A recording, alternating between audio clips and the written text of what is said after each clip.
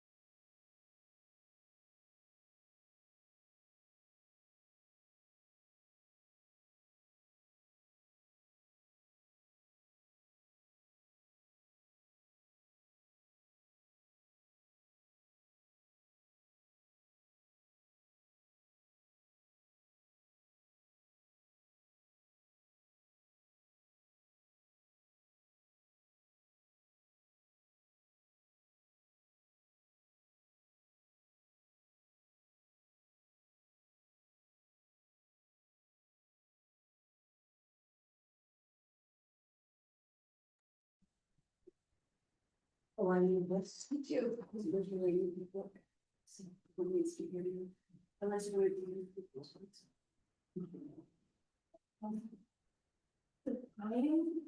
I'm not the healthiest me, and I have a Schwitzy cough. So I, Auschwitz. yeah, it's like. So I was trying to decide where I'm gonna sit, so that Abby, if I sit right there, and then if I have to cough, I'm just gonna run around the corner, cough. And say inside my hands, yeah. Fever, nothing. Considering. It's, Yes. well, I got coughed on for 3 weeks at home by my husband, and then I got sick, so. I feel like at least I was not coughing on other people. I appreciate that. Oh, please, here. Oh, thank you, thank you, thank you. Yeah. So I was trying to decide where I'm gonna stay. Wow, that's exciting, isn't it? Wow. So hopefully. Who did that? Did you do that? That's it. I was a big supporter of the initiative and said that housing committee would 200% be in the beta testing for Zooming, being on YouTube and being available by recording. It all on TV, sir. So what Karen, our amazing town administrator, does is she schedules all the Zooms. And then earlier today, me, her, and other Karen, multiple Karens, just went over the tech stuff to make sure we're all feeling really strong and we're good. So Is someone going to write step-by-step instructions in case you are unable to attend? there are step-by-step instructions, but if I wasn't here, then likely Karen or Karen would be here for the time being until we iron out the details. Great. So the goal is that this is available and highly encouraged. I mean, my goal by all committees, and want to recognize that like we're gonna have some kinks to work out and some things are gonna go wrong and there's gonna be, missteps in the recordings and not everything's gonna get uploaded. So we want to make sure we just do a couple rounds of it before we offer it to everyone. This is fantastic. It's such a hot topic. And I think the more people that can be part of it, the better. I also just think of the number of people who aren't able to because it's 5:30 on a Thursday.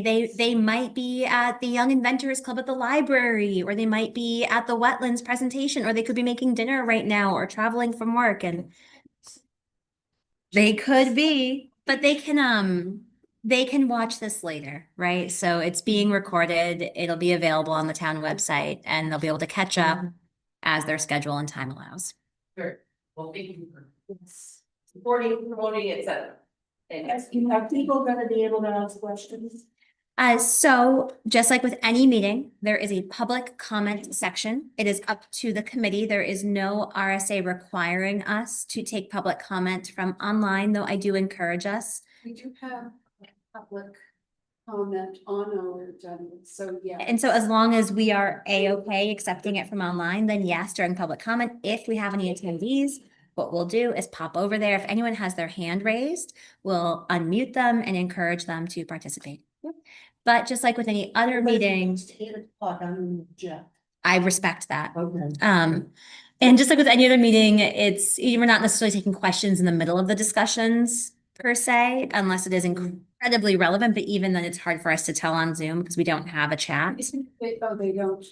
We No. don't have the ability to put a question in. We don't do chat, we do a webinar, and part of that is for security and decorum reasons.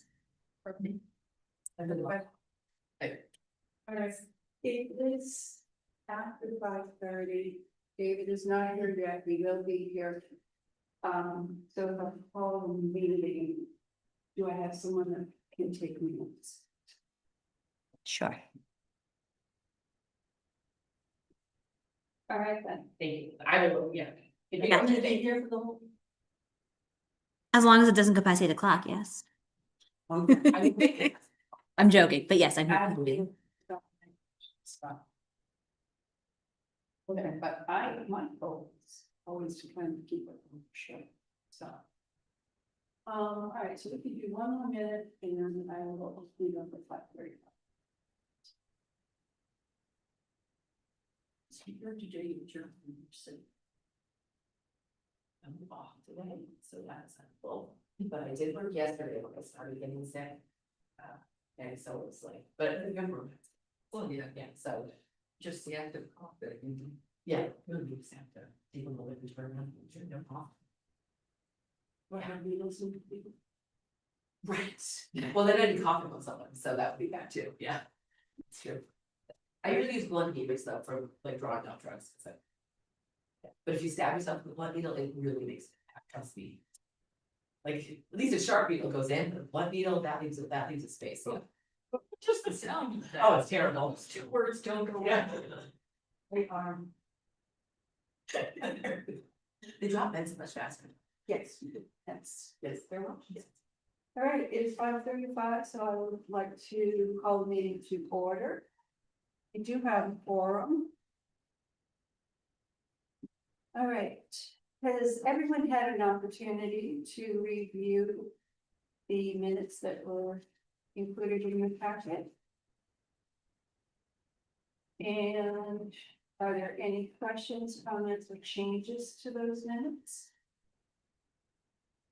Seeing none, can I get a motion to accept the minutes as submitted? A motion. And the second is.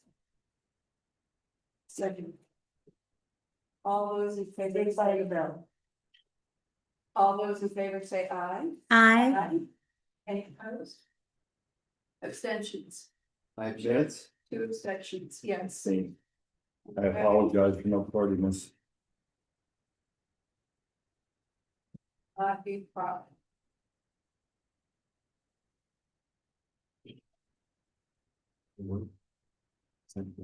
Tardiness. yeah, it is.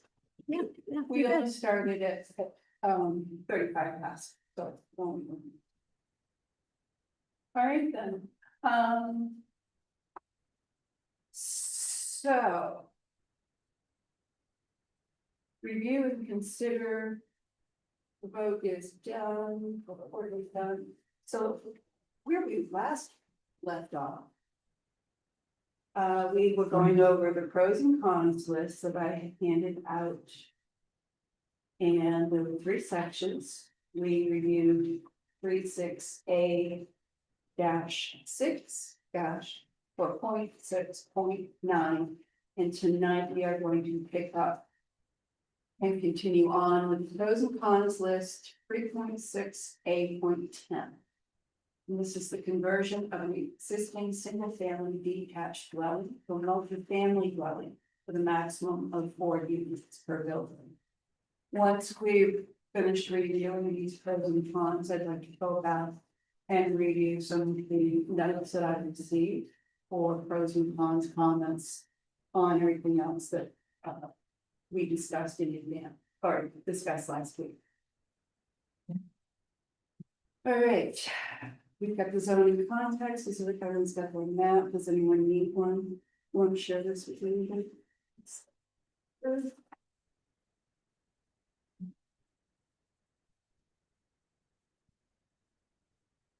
All right, so to start, we have the pros. You. I'm sorry. You. I'm taking minutes, you're good. Oh, the whole thing? Okay. Yeah, I got you. So the pros on the pros, it adds housing without new subdivisions. By creating additional units within existing homes rather than on new land. The impact to Hopkinton, it preserves rural and agricultural areas, limits sprawl, and uses the existing infrastructure. Number 2, it increases housing variety by allowing 2-family, 3-unit, and 4-unit dwellings, helping to address the lack of missing middle housing. It supports village and higher density areas. Conversions are allowed only in R1, R2, and the NR residential districts. Village districts, BR1, BB1. Commercial district, B1. This focuses the growth where density is already expected. 4, provides workforce and rental housing. It creates smaller rental units, more attainable housing options. And the beneficiaries may include young adults, teachers, town employees, and service workers. Number 5, it helps owners offset costs. Additional units can generate rental income, help with property taxes and mortgages, and improve housing stability. It encourages adaptive reuse of older homes. Older or oversized homes can be reconfigured into multiple units brought up to modern code and used more efficiently. The special exception provides oversight because all conversions require special exception. Each project is reviewed individually. The site-specific concerns can be addressed, and the town retains control over outcomes. The cons. Potential neighborhood character concerns that residents may worry about may include increased density, more tenants with vehicles, and changes to single-family areas. Additional units may have parking and traffic impacts by increasing the number of vehicles and requiring additional parking areas. This may be more noticeable in village areas and compact neighborhoods. The septic and well limitations that many homes rely on. Private septic systems, private wells. Some properties may need expensive system upgrades and not be able to support additional units. Larger conversions may be more noticeable. A conversion to 3 or 4 units may require exterior changes, additional entrances, and parking expansions. This could affect the neighborhood appearance. Special exception process adds cost and uncertainty. All conversions require application, public hearing, and zoning board review. This may discourage some homeowners, slow down projects, and add professional and legal costs. A limited impact on overall affordability because only existing homes are eligible. Special exception approval is required. And septic and code requirements apply. The number of conversions will likely be small, gradual, and market driven. District by district impact. It's not allowed in R34. Special exception in R2, R1, N1, VR1, VB1, B1. It's not allowed in M1 and BM1.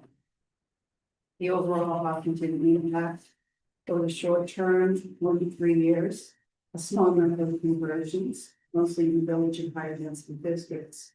Medium term, 3 to 10 years, a gradual increase in small rental units, some multi-generational housing. And long term, more diverse housing stock, modest improvement in affordability.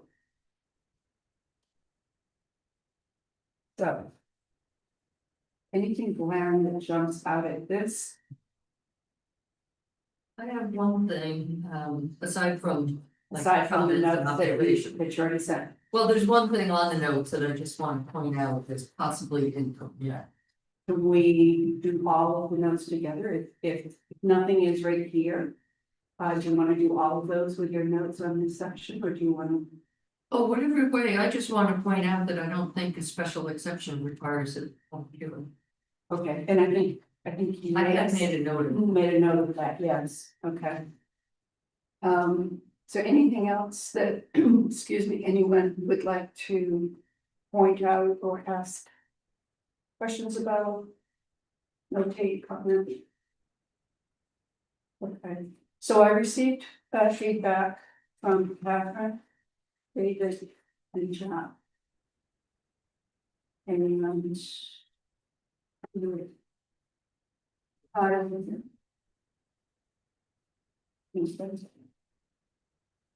Catherine, I would elect you to do all of these notes going forward. To do what? To do all of these notes and comments this way going forward. I'm gonna save yours real quick because I've got a short paragraph from David that I would like to share. So if we want to start with 3.6A. That was the single family attached.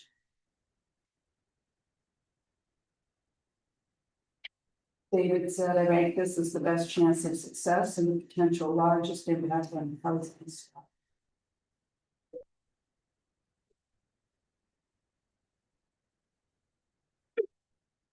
On A9, single family attached to a 2-family, ranking at number 2. Although I think it will have little impact on the total housing stock. I think it is more feasible than the third option of converting to a multi-unit building. And the third option, single family detached to multi-family dwelling, ranking 3, congestion, parking, 3 wide concerns, in my opinion, outweigh the potential benefits of this option. So thank you for your input. And just as a side note, I don't think we have to rank them and decide, you know, which one we want. I think we can submit all three and present to the planning board that we have vetted all three options and see what they would like to adopt or consider for adoption. Read the last sentence of his email again, please. The last I think sentence, what he said, in my opinion, or they outweigh, the benefits outweigh. Just read that again. congestion, parking, sewer, and water concerns, in my opinion, outweigh the potential benefits of this option. Okay. And this option was the 40. For the third one that we just discussed, so anything for multi-family conversion, yes, Yes, up to 40. excuse me, yes. And Jack, your notes are sitting in the printer, my apologies. Okay. I'm sure that you can remember them. Yeah. There were not a lot. So if we want to start with Catherine's now, and you can jump in and make all the changes. Sure, we're doing all three, not just like one at a time. We're doing one at a time, we're doing Okay. A6. So we're on 3.6, It was- 8.6. You had to write the 6 in, it didn't, they were just at Yes. 3.A, initially it says dwelling, single family attached. with a maximum of 4 attached. Yeah, so that's 8.6, calculate, but it's not Okay. bad. Okay, so in the very first paragraph, the comment is under the NR, neighborhood residential, existing built neighborhoods, that last word neighborhoods. This seems to suggest that other areas are not existing built neighborhoods, but that is not the case. I find it confusing that those streets were rezoned. So would you like to comment on that I'm comment? still trying to find where you're reading from. Good. Your pros and cons list, Oh, right at the beginning. yes. The very first paragraph under the zoning context. Under neighborhood residential, Where does that statement come from? this is Catherine's comment. No, the existing, you wrote existing built neighborhoods, Yes, so where does that phrase come from? that's just when I was compiling to. Like from your head? Yes, yes. Because in that area, there are existing neighborhoods. Yes, but there have been existing neighborhoods everywhere, I guess. Yes. I think that's all. I Yeah, just thought it was that that way confusing. Yeah. Yeah, I just So- admit that, So we can scratch that whole paragraph, or that line, everything that's in the parentheses, we can yeah, scratch. 3 words. Okay. So we'll scratch existing built neighborhoods. The NR district isn't on there, David. That map is dated 2022. It's the most recent that's on the website, the town website. Alright. I'm sorry. The NR is just like, downtown, Kentucky Village and downtown. Yeah, near Amesbury Park. I don't think it's In very end, here's our job, Oh, okay. in Spring Street, Spring Street, and it's not Park really Ave, to be and Park Right. Ave. And then- There's like 2 lots coming in towards the village. Kind of cuts down a little tag like. Oh, a little Florida, that little Yeah, pop. kind of looks like Florida. Okay, so that's that one. The second comment, the next section, pros specific to Hopkinton. She said, I'm not sure what this means. Is it intended to refer to the entire town, excluding Hopkinton Village? So we can actually take that whole line out, specific to Hopkinton.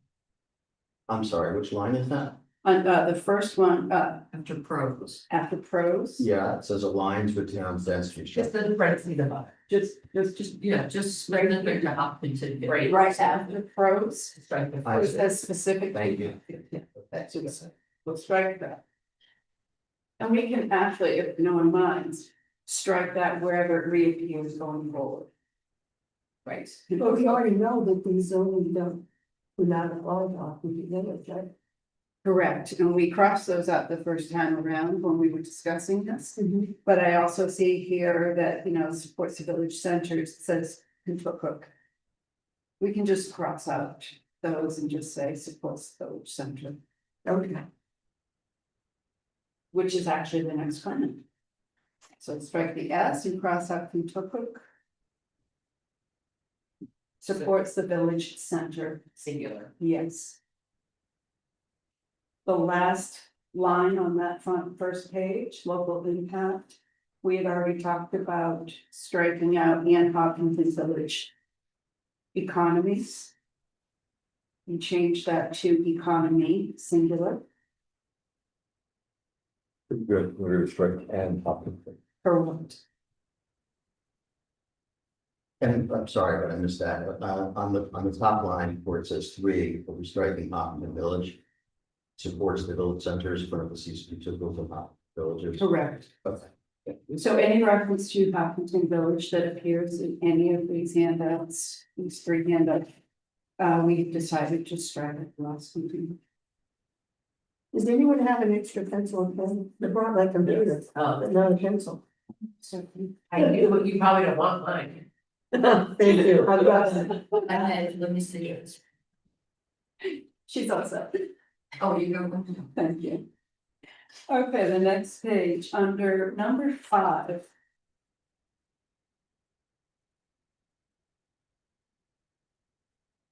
Alright, so I'm gonna start by incorporating one of Jack's comments.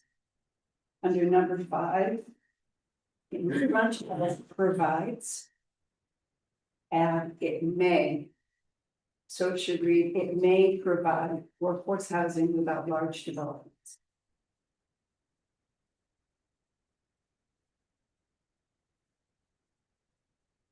The second bullet item, Question on that one, without large developments. I guess, what is a large development? What is the qualifier of a large development? Is it space? Is it number of units? typically number of units.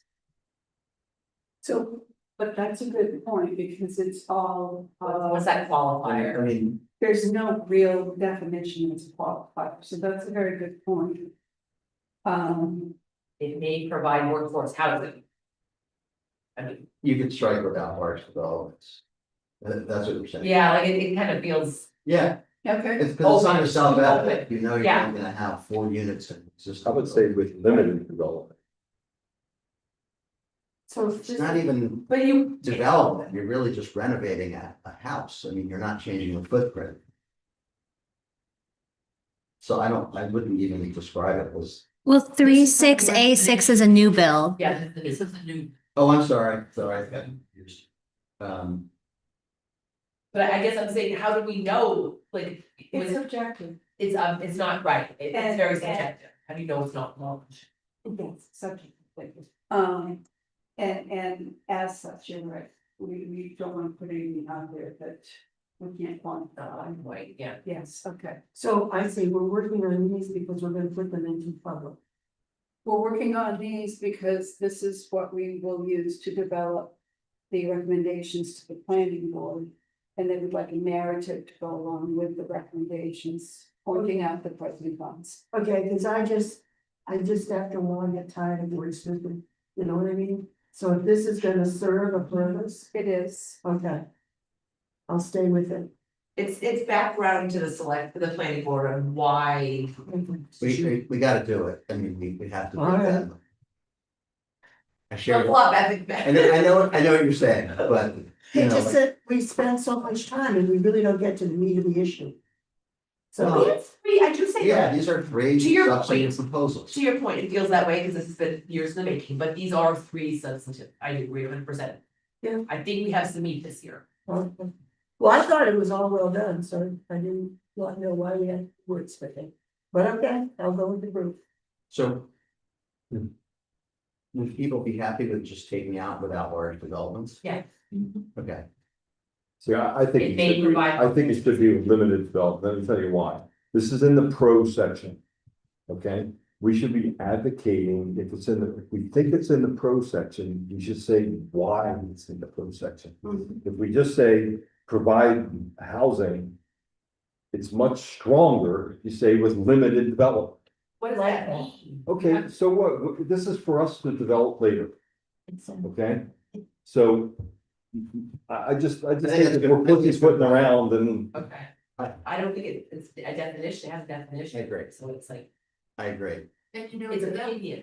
Hmm? It's an opinion that it can happen without large development, but you could perhaps contribute some sort of workforce housing that actually is, like, you could build a bunch of townhouses or attached at a time on a bunch of different lots that could be a large volume and a large development.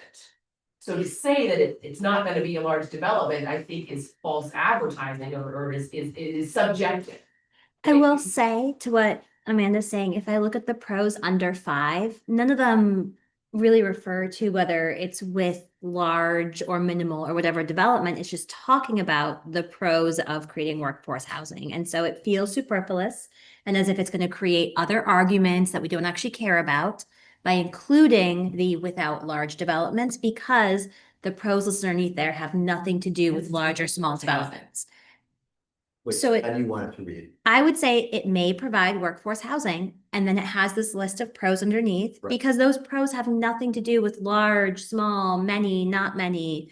It just has to do with the type of housing it's creating, and it muddies the water and creates unnecessary conversation. I think we all believe it'll do it without large developments, yay, but I don't think it gets us anything by putting it in there. It just makes it cleaner and clearer. The point is workforce. Yeah, and the point is it gives owners, or sorry, it creates duplex, triplex, fourplex options, allows smaller ownership or rental units. Like none of this has to do with how many developers there are in town doing it. So why create the argument around it when nothing underneath it refers to I them? think it opens the door for questions. All right, so what is the flavor of the committee so that we can get this sentence nailed down and move on to the next? I'm in favor of either eliminating the without art development or changing it to what Dave suggests. I see the pros and cons of each statement. With limited developments, I believe addresses the concerns of those who feel that all new construction is invasive and big and messy and too much. At the same time, I think if we stay with, it may provide workforce housing, that's a strong enough sentence on its own to convey the fact that that's a pro. So I think there would as a have to be. facilitator, I'm putting it out there. Right. Just tell me what you would like to do.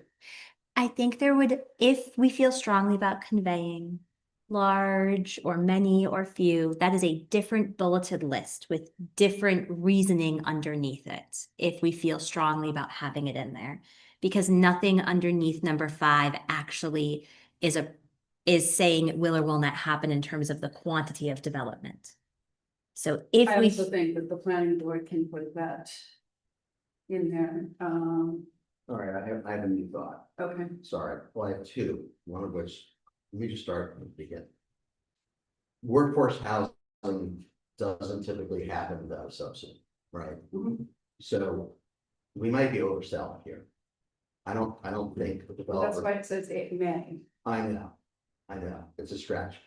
But that's just one comment. The other comment is this, and you guys are gonna kill me for this.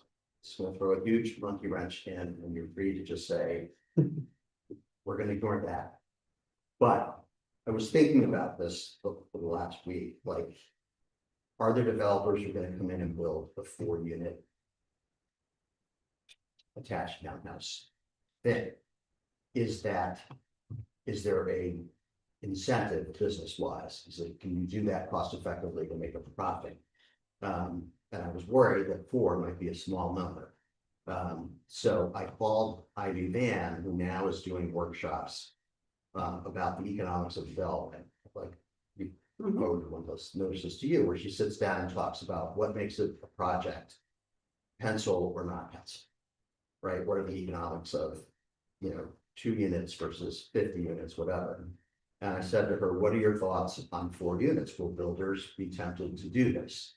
And her thinking was, no, you need at least 6 units. So, I realize this is incredibly late in the game and we can just not deal with it tonight, but I just want to throw out there that 4 might be too small number. And so we might Okay, be no. creating something to which no one would even be interested. That's the worry. So let Okay, me cool. counter with the fact that, it, from a different viewpoint, 4 units could be attractive to not a developer by chance that does the large construction, but somebody who wants to do something to contribute. A smaller builder may be interested in doing something. Or somebody who wants to stay in town and support Yes. their income. You know, their house, so if you're Right. looking to bring developers into town, then yeah, maybe you want to, but. But I don't think Ivy's answer was this won't be attractive to large developers.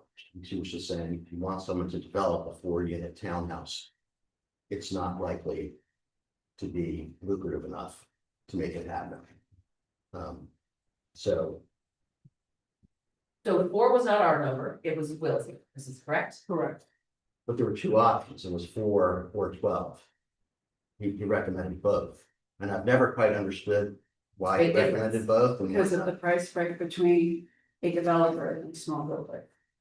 That makes sense. Did you know that? That was Will's thinking. I don't know what that Being was a small real estate, builder, but being in says the that. business, that is discussion I've had numerous times over the last few decades. It's the price point between doing 4 unit and doing a multi-family. 4 unit is just completely different approach. Well, economies of scale, more units, more profit, period, and so the larger developer would obviously want more units. So I'm fine with sticking, I would love to keep it at 4 and press on and put a pin in that, and if that's something that we. But we're not gonna hash out 4 versus 12 tonight, please. Well, and I have another suggestion. It may provide, instead of saying workforce housing, it may provide that missing middle housing.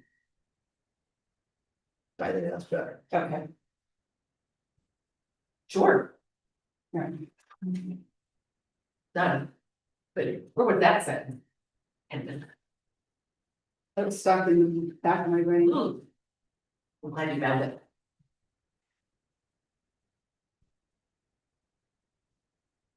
Alright. Alright, so the second bullet point, limited rental stock, comment, compared to surrounding towns, this is not accurate, we actually have significantly more. I'm sorry, which one And are you on? Limited rental stock. Under number 5. that's Gotcha, gotcha. Okay, bullet, thank you. Same section. The second comment is to perhaps delete that. So compared to surrounding towns, this is not accurate. We actually have significantly more. I guess I would ask, even if we have more than other towns. Does that necessarily mean we have enough rental stock? My impression is it's hard to find an affordable apartment in town. It's hard to find an apartment in town, affordable or not. Okay. So The apartments that So- are here are occupied by people who love their apartments and are not moving out, So and to me, therefore, So for me, it's not relevant, but. Yeah. It's not relevant, we have more apartments than Limited Webster. available rental stock. Is that what better? Sure. I'm not sure how A second. accurate it is. I've rented 2 apartments in the past year. We do have turnover. I just objected to calling it limited because compared to other towns, we're actually offering a lot more rental stuff. And you can talk about vacancy, that's a different thing, whether there's much turnover and there's enough vacancy. That was my intention when I came up with this bullet point. what is the recommended vacancy rate for a healthy, I 5%. and do we have 5% vacancy in town? And so what if we framed it around that our vacancy rate is not on par with the recommended average or something like that, right? So it's so much less about, well, what is the actual number, but more like, where are we on par with what a recommended rate is. Addresses low vacancy rate. Right, which speaks to how much people like their apartments, which is great news. And we're just not at that vacancy rate. Well, that's a good point. I wouldn't have trouble with it if it said limited vacancy rates, but I don't think Which we is have. the word limited- I ended up choosing, I guess, so. You know, Webster has basically none, so we have something like Limited rental vacancies. 97, 85, 2 to 4 units and 97, 5+ units. But why would we compare to other towns? What's that matter? The What planning is- board asked us, Huh? what's going on, the planning board asked us to look at what other towns are doing. I do think a lot of folks use surrounding towns just as a benchmark to understand like how hard should we be pushing? Are we getting ahead of everyone? Are we in like line with our neighbors? Whether that's a good argument or not, it is an argument that's used a lot. And I would focus not just on like the number, the physical number, but stick with that like percentage or vacancy rate. Because it is that gives us something that's less about like, oh, are we out counting and more like just where are we in the percentage? Well, and there's a lot of talk about fair share. Are we doing our fair share? And I believe it's in the mission statement to look at what other towns, I could be wrong, have to look back, but I think it was, what are surrounding towns doing? So So I think it's legitimate if we're looking at a question of, are we doing our fair share? To say, what are the surrounding towns doing? We could say So- we have a below average vacancy rate. can we just say addresses low rental vacancy rate, would everybody live with that? Yeah, I wouldn't say below average, Alyssa, because the average right now. I mean, you could say ideal, balanced, Recommended. but the average right now Yeah. is very low for. Yeah, and with my language, Jack, I was just looking at the Hopkinton currently has and then trying to like fit it into the formatting. But yes, to all of that. Acceptable verbiage to folks. What will this read as? Limited rental vacancies? Limited available rentals? Low vacancy. Probably. Low Rentals. rentals. Low rental vacancies. Or few rental vacancies. Yes, Here, yes, there we go. rental vacancies. Am I getting all this right? Yep. Plus it's recorded, so if I Oh, really mess it that's up, I can go back right. and watch it again. Right. Experience it twice.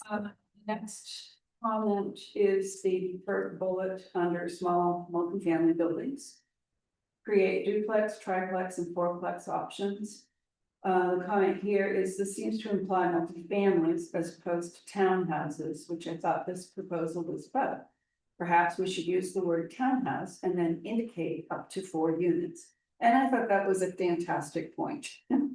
Because it is very confusing, even the title of it. So we can go back to the title. And instead of saying single family attached. We can say single family townhomes.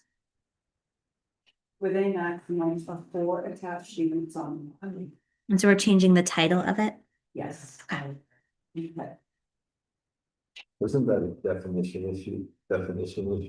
Yeah, it may be how it has to be written, so I support your change. Right. But they may bounce that and say. Absolutely, yes, but just- for These purpose of discussion. You know, this is an item to bring up and ask, what is the proper verbiage for this? According to the definitions and what. I found it very confusing to referring to multifamilies in here, because it's different than a townhouse. It is, And yes. referring to duplex, triplex, Yeah. to me, those are apart. I think we should just scrap that. So what, the So the small whole bullet? The bullet that says create duplex, triplex, or fourplex options. Do you want to strike the line above that as well, that says Leave it small multifamily. multifamily buildings? Could you write / townhouse buildings, like to allow. For both verbiage? I just wouldn't call them multifamily. Okay. Yeah, Because where I look at a multifamily for sale, it's never a town. yeah, Those are called single. family. Okay, so we strike that whole line. Yeah. And then you want to strike the next line, create duplex, triplex, and fourplex options? I think so. Because again, it's just, Okay, you know, 1, 2, 3, or 4 townhouses. All right. Right, the next item, number 6. But then, so sorry, just from a formatting verbiage, the allow smaller ownership or rental units, reduce per unit land cost, how does that work with verbiage? Because then it just all bumps up to under Hopkinton Few currently starter has. It goes from few starter homes to the next bullet point of allow smaller ownership or rental. But it's just, the statement is Hopkinton currently has allow smaller rental unit, right, smaller. Yes, doesn't flow. it doesn't Right. flow, yeah. It needs a- That's all. It just needs a new like subheader. I see what you're saying. I just want to make sure we don't leave that So hanging. small single-family buildings needs to be something. Correct. So should we just say the townhouses with a maximum of 4 attached units and then the colon and then allow smaller ownership or rental units? Because we're just refixing the header there. Correct. Okay, cool. Make sure I got it right for the notes. Yeah. Thank you. Perfect. Okay, thank you, thank you. Right, number 6, the title. Compatible with the new NR district. Comment, I'm not sure the current residents would agree. That's just my observation. Okay. That's only warrant a big discussion. Under cons, number 1, This is the townhouse language again versus duplexes and fourplexes. So, correct. So we could cross out duplexes and fourplexes and just put in townhouses or units as incompatible. Flavor? Anyone prefer one word over the other? Let's stick with townhouses, just if we're gonna keep using the word. Yeah, Okay. so we just read paper C, first bullet, townhouses as incompatible. Correct. Okay, next page. Oh, I'm sorry. We back up just a little bit, Still under that, number 1 section of the cons. Jack had a question about what is the requirement regarding increased parking for traffic? And property value impact, did you care to expound? No, I think what I was saying is. It seems to me very unlikely that either of those things would result. Because. We're looking at. A very limited area within town. And. How many of the existing homes right now are large enough that they could be split into 4 units? And then how many? These are new. What's that? Oh, I'm sorry, I keep. Yeah. I apologize. But there's a later one where that's But- probably a good comment. Right, hit, and But I guess I would still argue, like, I don't see dozens of 4-unit townhouses being constructed if we make this change to the point that it could actually impact parking, which would be on site anyway, you'd be required to have one site, at least 1 parking space per unit. Remember, this is residents may perceive.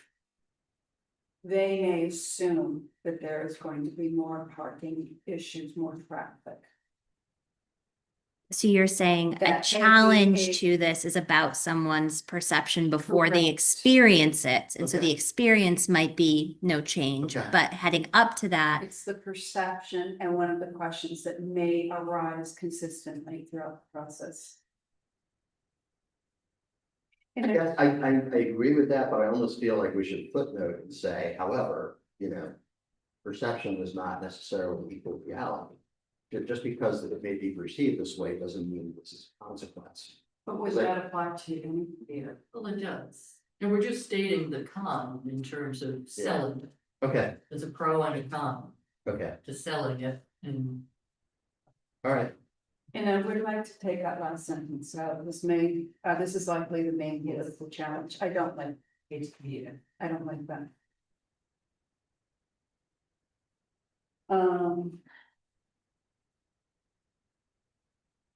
Okay, now the next page, thank you, Eric. Number 3, limited land and village in NR districts. Again, strike out multifamily. And replace with townhouses.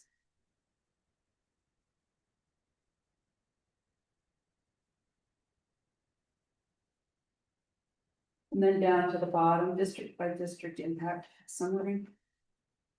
Wait, I had something. You did, I I'm had- sorry, number 5, Yeah, I had something. increased traffic.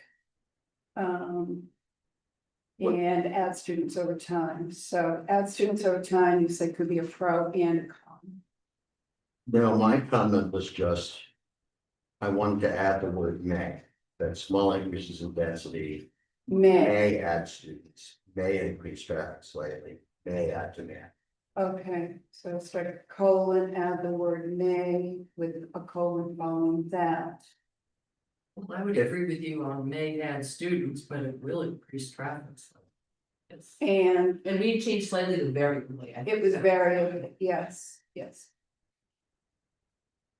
But you, yeah, it may It increase will. traffic variably, but.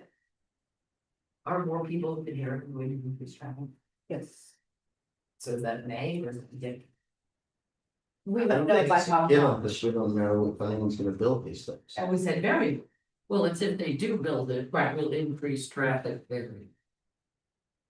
We don't know. But it could be infinitesimal, I mean, you say variable, what We're splitting hairs here. what if over the next 5 years, there are 2 4-unit townhouses that are built? That's not gonna, in any way, If they're Well, built right well, next, that's if they're built, They will if on they're the built street. right next to each other, right on Park Ave, right across from the Colonial. It will change things.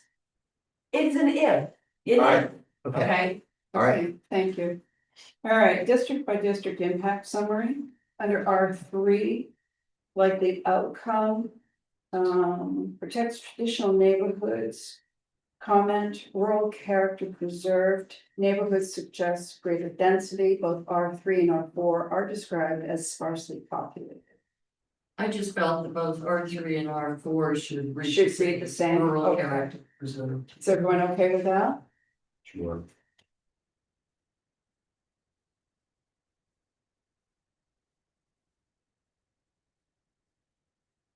And under the VB1, effective proposal, special exception. Catherine brought up a very good point about how does this relate to the new state law regarding allowing housing in the commercial zone? Does the law say that it has to allow mixed use or housing? I would have to look that up. I don't. I think it's- I I think it was housing. I think it's just housing, I don't think it's mixed use. don't remember the Yeah. specifics of it, I just. I thought it was mixed use, but maybe that's because I.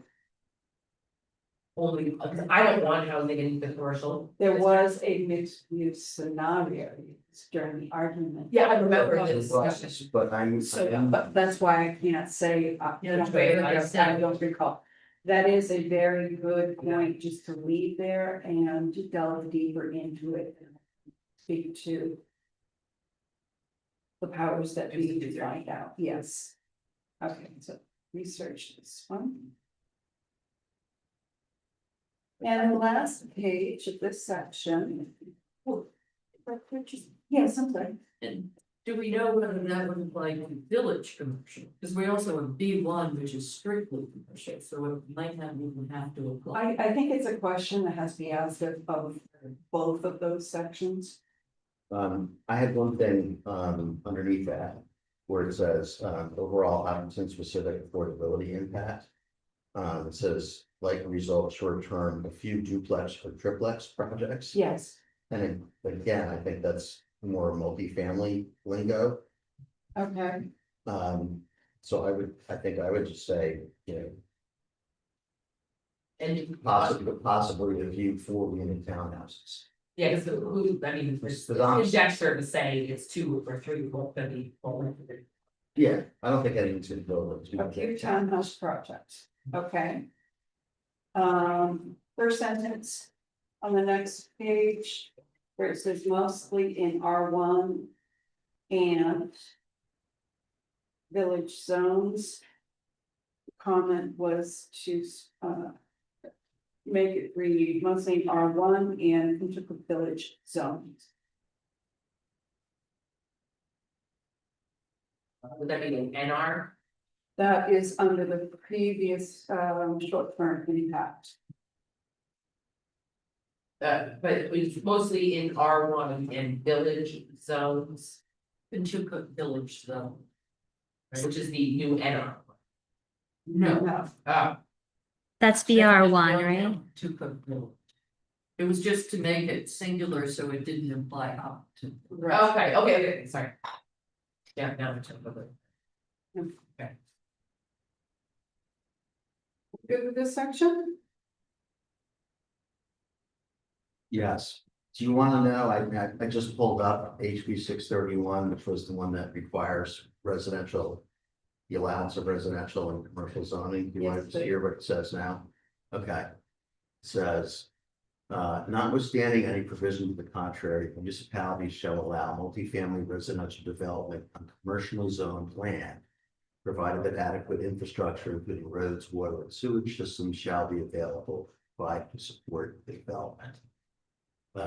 Nothing in this section shall be interpreted to prohibit municipalities from restricting residential development in zones for industrial and manufacturing uses. So for commercial. Have to allow them. It doesn't have to be mixed use. Then we just have to sort out whether village rental is different than commercial. Because we have both. If we label it village commercial, does it fall under that? It just says commercial zone, if it's commercial zone land, Any kind of, I think it takes, I think it falls under the purview of this. So we don't have to make any changes. I don't think so.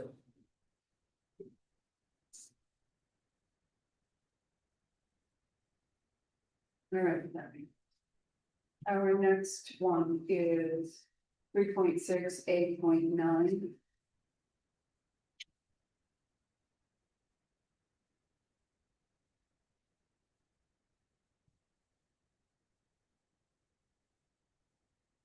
Conversion of an existing single-family detached dwelling to a two-family dwelling. So there's a comment on that description. I'm not clear how this materially differs from an attached ADU. Also, if this is permitted, and owners also build a detached ADU, that would seem problematic. So I know we had a discussion surrounding this. The difference between the ADU and the duplexes is you have a single family home allowing by right an ADU. That ADU is also limited by the square footage. A duplex doesn't have that requirement. So, and a duplex is also attached. So if you have a single family with an ADU that was attached to the house, it's still in the duplex if they are applying for an ADU home. right, I'm just wondering if it's somewhat duplicative, because in. We allow up to 1,400 square feet ADU. So if somebody took their house or built a new one, now this is conversion. Took their house and added 1,400 square foot addition, or divided a 2,800 square foot house into two halves. Called one an ADU, how is it different? There are times that it's not different, Okay, so just felt a little confusing to me. How do people know which they're applying for? If they want to build, say, 800 square foot. You could do a duplex that's like two smaller apartments. And that's a duplex, or you could, we could also Take go one, back to call the it state a- statute and look up the definition of ADU versus duplex. And hopefully get a better answer. well, Yeah, I mean, I think they are different things. I mean, in the world of zoning ordinances. An ADU is different now. That house that's split into duplex, it just goes, we can try to find that, but have to help work that out, but Maybe you just require that it be owned. It does. The duplex does not, That's major. unless we wrote that. You could call it a duplex and require that it be owned. What should be? What we No, did, why you could- we didn't talk a while back that say the old parents died. And the kids can rent out that BU now. We can rent that out if they live in. But if they live in a big house, can they rent out? Sure. Can, okay. Yep. All right, that was one of the selling points of the garage in the beginning. So owner occupied means the big house. No, the owners can live in either the AD, the smaller ADU. But one of the owners You has just have to live on the premises. Okay. Yeah. Gotcha. Ooh, I mean, according to Google, a ADU is tied to one primary home and cannot be sold separately, making it single family. A duplex is a multifamily property that may be split into two separate condo units and individually sold. So if you got it licensed as an ADU, you may never separately sell that ADU space. But if it's a duplex, you could, in theory, sell one of the duplexes. Duplex is not something that you can necessarily sell, it's two separate. I think it has to be created. Does it isn't it a condex that's done separately? No. Don't you, isn't it just a matter of like legal Duplex mode of both? ownership over two units, so you can do what you want with either, rent or sell. Yeah, and then it also says that ADUs share utilities and a mailing address with the primary home. Duplexes have separate meters and distinct addresses for each unit. That's not. Think that's- This is a generalization, but what we're saying is there's obviously a lot of overlap. Right. And so I think what you would choose would have to do with your long-term intention, since there is a lot in the fine print about what you can and cannot do depending on which one you choose. When you are building it and designing it, I don't think there's any real difference, but long-term, depending on which one you get licensed for, permitted for, would change your options 10 years down the line, is what I'm getting from this, is that if I was going to a builder, theoretically, like what I could be doing is not terribly different across the two, but what I could do long-term would be very different.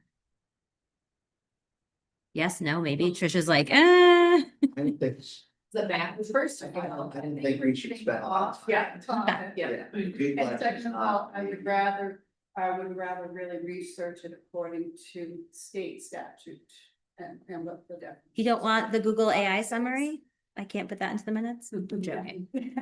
Just have to learn that it maybe introduced a little fusion, because a lot of what we're describing could be an ADU. And a duplex, you can't sell half of it unless, maybe you could build it as a duplex and then later convert it into a. So. You can build a duplex and you can do. They don't call those duplexes though, we call them condenses. Can we get back to the? That's what it goes.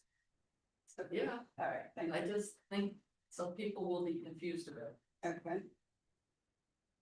And that is noted, so I'm going to do some more research on those definitions. All right, so, let's see here, under number 6. That's on page 2 of this handout. The third bullet prohibits conversions in the commercial B1 district. The comment is, why are we not allowing a conversion? Parking is certainly a problem, so that is one reason. I'm sorry, where are you? Number 6. Number 6 aligns with Hopkinson's zoning. Boundary.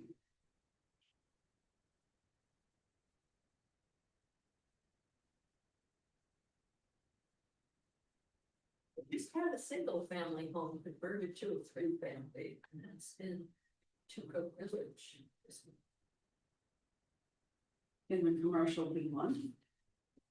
Well, I think that's that's a the terrible difference. person for maps.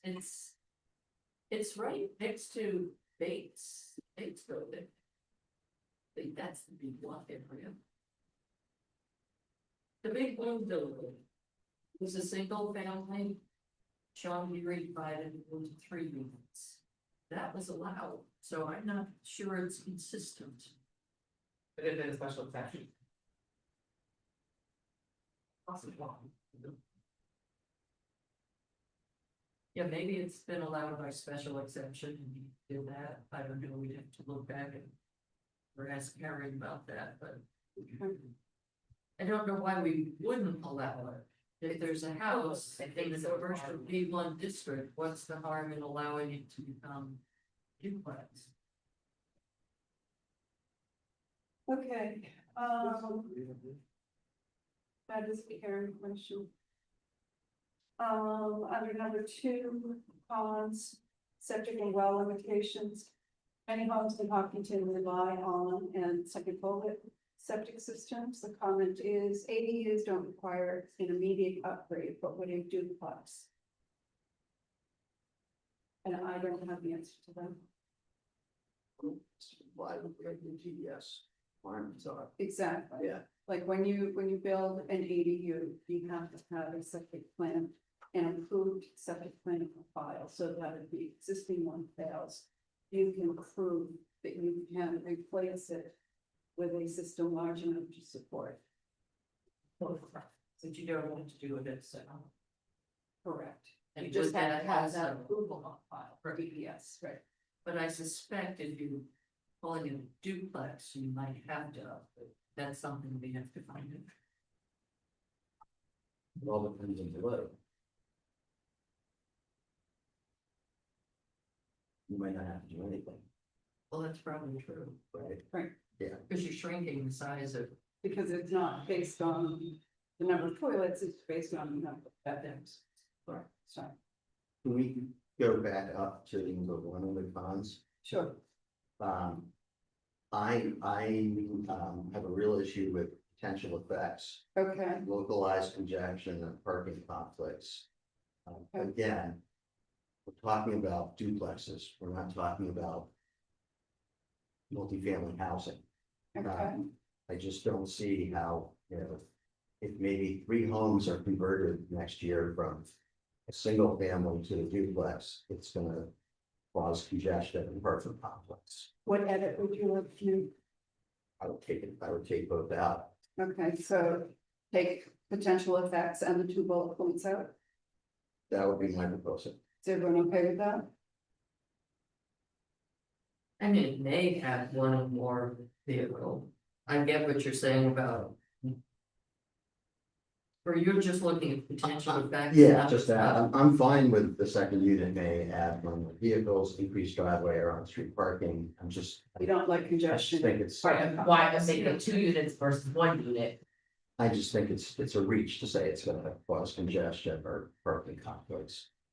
There are very few other areas where we also list potential effects. So for formatting reasons, removing that, but obviously leaving the thing above that would just make it consistent with the other pros and cons throughout the documents.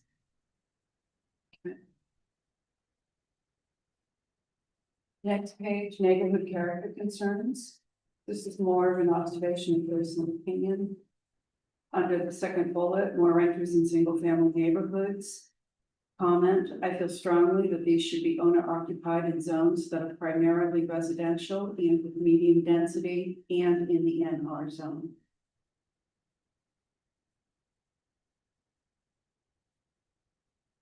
Could you read that one more time? Yeah. I'm so sorry. I'll just let everybody It digest. was a lot to digest quickly. I feel strongly that these should be owner occupied in zones that are primarily residential and with medium density and in the NR zone. So the first thing, then they should be owner occupied. Mhm. Is that? Comment they're saying that both units have to be owner occupied or just that? Mhm. But isn't that one of the primary differences between a duplex and an ADU? Well, No, there it is is this like much stuff too. Well, right, but I'm saying like, in terms of the ownership structure. She's saying she, can you make that? Can you make that? modification? I'm not sure. It's not something that can be sort of different. I mean, the concept is that it prohibits. Remotely employed. Right. That was my concern when I wrote the comment, that you have an out of town, perhaps out of state landlord who doesn't care who he or she rents to. Mhm. In a single family neighborhood, I'm not sure we. But this bullet, the character concerns, some residents may worry about. Like non-owner occupied. Buildings. Could be, I mean, it could lead to. I mean, could lead to dysfunctional, is it right, you're saying it is. But honestly, I mean, we've got landlords that live in the same communities that are. Right, it doesn't make it any better, right, yeah. but this is living in the same building. And chances are you're going to rent to somebody. Who won't be too objectionable if you're living in the same building. Yeah, no, it definitely changes the flavor, so, but this is not like. You're saying is you feel strongly that it shouldn't be occupied, but in this category that we're talking about, is, does that statement belong as a character concern? That I don't think so. lack of owner, well, I mean, I mean, the question is actually, the biggest question is it legal? Is it like legal to say, ask you, right? Well, if you can say with an ADU, I'm not sure you couldn't say. because the ADU comes down from the state. That's a state regulation. You know, I don't know. Well, So, you know, that would be something for the municipal association. assuming you could, I was not applying that standard to every zone. But to the ones that are more single family. In a commercial zone, if, you know, we have to allow housing there. Or in the more. Village zone. What about- zones. What about some renters may worry about at a bullet that says lack of owner occupied. Property. Does that make sense? Some renters. Some residents, Oh, like, residents. yeah, this is a bullet of concern. Our concern is saying that people might worry that there's no owner occupied stipulation. In single family neighborhoods, because that's where I'm really raising the concern, I'm not suggesting. So maybe this is not, shouldn't even be in this bullet, maybe this is a bigger discussion for what. Zoning context you put it, you're more saying, going back to the beginning, you don't think it should be in some of these. Yeah, because you don't live in your rental, a rental unit that you do, right? No, No. that's not in the single family.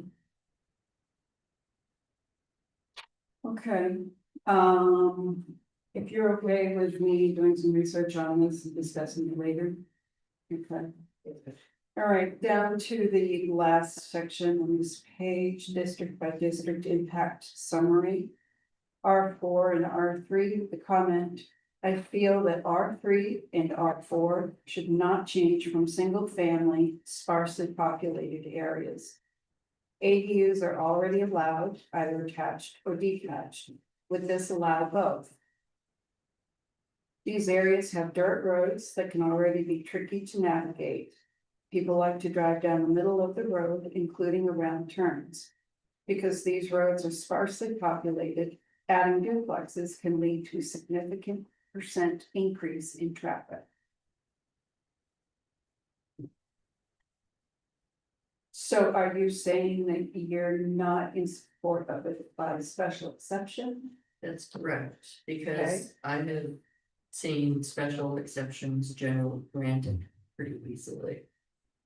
So I would limit it to everywhere other than the R3 and R4 zones. Input from others? Why? Well, it seems like R3, R4 would be a perfect spot for it. Except that, you go back to that whole conversation of, I think that's gonna cause a problem. It might change the rural character. Remember that discussion? Well, it certainly will But- change the amount of traffic. I mean, how many of these conversions do you think are really gonna happen? This is not a conversion, I don't know, it is, it is. okay, sorry, now I'm getting confused. Honestly, I mean, and I agree with Dave, like, this is the. Homes are spread out, so like, if one home gets split into two. In a sparsely populated neighborhood, how is that problematic and how does it, I don't think it will harm the rural character. I don't, honestly. 20-unit building, I'm with you, I agree. That would Well, you change. could have two things go on. I mean, I've seen some, I've seen a fair amount of development where I live. Both Pleasant Pond and Tree, and I didn't used to get driven off the road, but I do now. There's more traffic. We have a couple of people that work from home, and one of them, I don't know what she does, but I think it's an insurance thing, but she has deliveries every single day. There's Amazon that goes up there and. So's my wife. The UPS truck. Yeah, No, my it's neighbors, further away. yeah, they should have a delivery every day. Okay. And if So- it's not owner occupied, you don't know who's going. And sometimes the people that like to live in more rural area Okay, we Do cannot things that do are- that, no. know what. You asked me, somebody asked me why I. Yes, I know, but I mean, you can't say, those people kind of thing, the people that want to live, those. No, she said sometimes I like to live in a rural area. Okay, And I know what can go on out there. There are people that like to do. Apparently, it can also go on downtown. But those And two sometimes- now, beautiful, pristine. I know, Okay, but it's I'll get it. different when you have a building that's rented out and nobody who lives there, who cares what, so. I'm just, I'm not saying it's bound to happen, but the potential is I there. think what I struggle with is that's already happening in town with owner occupied houses.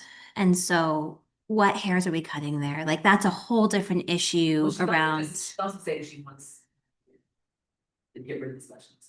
I know, but I'm saying because of, and she's using it as a reason, and I'm saying it's already happening in other zones in owner occupied houses, and this is replicated across the US, and it's not going to be fixed by excluding R3 and R4 zones from this. So I would just say by special exception, and if we want to work on having stronger special exceptions, if that's the issue, then let's tackle that separately. Because if our concern is that we can't have special exceptions because it's too easy, then changing it in this zoning for this one thing isn't gonna fix that. So, Special exceptions mandated by law. I mean, there are certain things you check off, you can't just change them.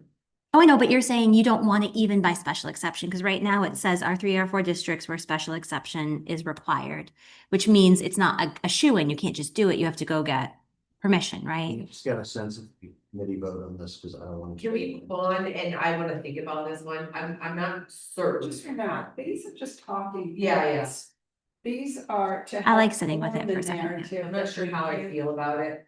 so. Okay, Okay, so I'm just putting a follow-up to come back to it later, probably in the next meeting around R3, R4, and whether it is by special exception or not at all.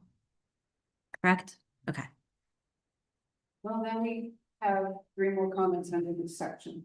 Okay. The village residential by right, perhaps a significant concern for additional traffic in this zone. The M1, BM1 industrial comment. Why would this zone not be by right? It refers to only existing homes, so it wouldn't take up valuable industrial space. Traffic wouldn't be significant. And B1, ditto. I wasn't sure why we were excluding something if the house already exists. I understand protecting commercial and industrial space. And this came right out of the recommendations from there.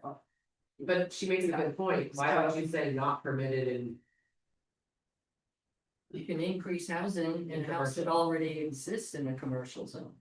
Which we have a lot of off of exit 6, actually. David? What? Yeah. You're thinking something? I think we're trying to take a document back to, previous comments, trying to take a document that was supposed to be an outline for 4 opinions later, and we're trying to get every freaking word right. And just putting a comment in there that says, consider these things might be all we need, rather than trying to wordsmith it now. Since we're only gonna use this to form our verbal statements later. I think we're wasting time by going to the level that we're going to right now. But isn't this what we ultimately This is will what we submit? determined. Yes. I mean, it's I not want like to this is submit a, something in writing to the planning board. at This is request going to of the planning board? No, this is the basis. Okay, for so, what it's so going if we to said, be. I'm just gonna pick one here, so. wait, we said- but just before we get into anything specific, I was thinking that this was going to we're gonna say, please recommend the zoning amendment, and here's our memo telling you what our thoughts are on this. This is, I thought so. this is part of the narrative that has to go as well.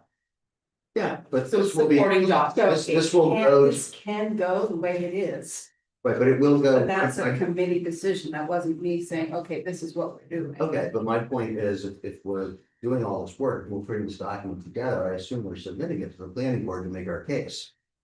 Otherwise, it's just an exercise in, I don't know And what. as much as I don't wanna go through this line by line, I don't wanna put my name on something that I don't agree Okay, with. so that clarifies something, with my understanding was this was not going to be from the planning board, and we were going to just use this to create the verbiage that would go to the planning board. If this is going to the planning board, then yes, I agree, you need the wordsmith. So. Continue. Okay, we'll start with the changes under this one again, we besides the R3 and R4, you started with, what was the comment on the NR, I think it was. The VR one. It's concerned that there is perhaps a significant concern for additional traffic in this zone. Someone who lives, I think in Amesbury Park, recently came to the planning board. It wasn't really here. It was the planning board. Cheryl Morse. Was it Cheryl Morse? Yeah. She came to this committee meeting last month. That's right, it Yes. was here. Yeah. And expressed concern about traffic congestion in the village of Etuca. So, So I just raised that question that people might have that concern. Okay. That's not a biggie for me, but Okay. it's a potential concern that people know. We don't need to discuss it. Okay. All right, why would zone M1 be M1, not be by right instead of special exception? Industrial? Remember, M1 it's a can be conversion of a M1. house that already exists. Yeah, but I personally don't want any more housing, honestly, in our commercial or industrial areas, like, that's just. But even if you're not taking any more land, the house is there. If you're just converting an existing house lot that's residential. Now you have two people to complain about the Well, Amazon yes. trucks going up and down the road. I don't think that mixing residential and industrial and commercial is like beneficial to trying to build a commercial industrial tax base. So I actually prefer it this way because I don't want to increase housing in a very. That's. Well, I agree with you in terms of taking up any more industrial land. I hadn't thought about people complaining if they're living in that area. That's the One big. would think they I might. got my background, but everybody wants it not back. I'm so sorry. Did we just have a whole conversation about how certain housing was now allowed in the commercial? Well, it's industrial. Yeah. My humble opinion is that I don't personally want it in commercial. Yeah, and I don't mean it related to this one. I mean, I'm looking through my notes to be like, wait, didn't we just talk about how by law? Law says you have state law says you have to allow. With only- And so my thought is for the B1 commercial, why wouldn't it be by special exception then, since we already have to allow housing there? Well, that's Will's suggested special exception. In the, oh, yeah, he did, he suggested special. Well, I meant, so it says B1 commercial not permitted. Yeah, I think that's wrong. Okay, okay, okay. Right now. Thank you. I was just getting confused. Thank you. So change not, The special exception. Okay, thank you. thank you. Okay, and that concludes that section. Yay.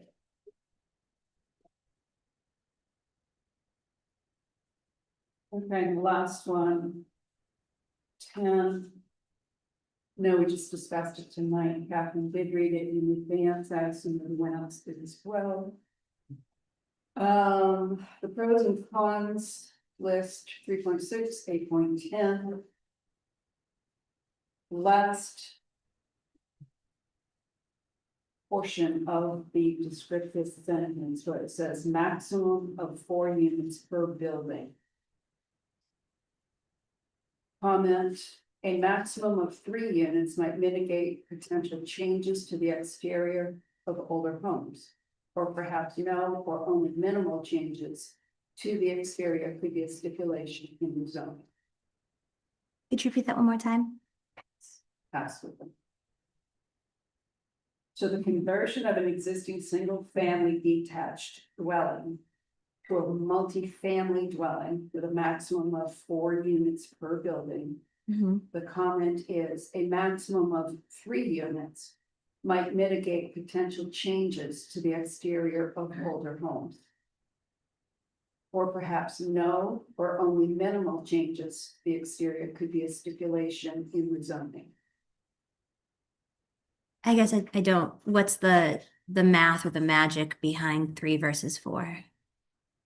I was just concerned about how the exterior of historic buildings might change, and it seemed that the more units you put in, you might end up with more changes. It depends on how it's designed. That's why the second half is maybe just stipulate that you have to minimize the changes to the outside of the building. What changes would they be making to the outside of the Maybe building? 4 entrances. Yeah, you might end up doing them kind of townhouse style, 4 separate entrances.